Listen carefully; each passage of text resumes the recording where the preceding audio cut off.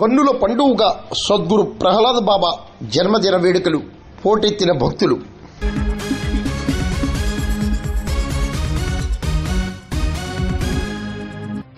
కాకినాడ జిల్లా పెదపూడి మండలం పైన గ్రామంలో సద్గురు శ్రీ ప్రహ్లాద్ బాబా 105వ జన్మదినోత్సవ వేడుకలు ఆరాధనా మహోత్సవాలు అంగరంగ వైభవంగా జరిగాయి.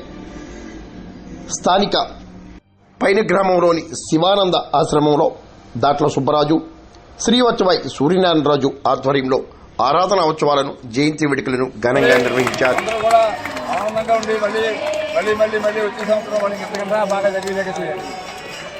ఈ సంవత్సరం కడతాం ఆశ్రమం.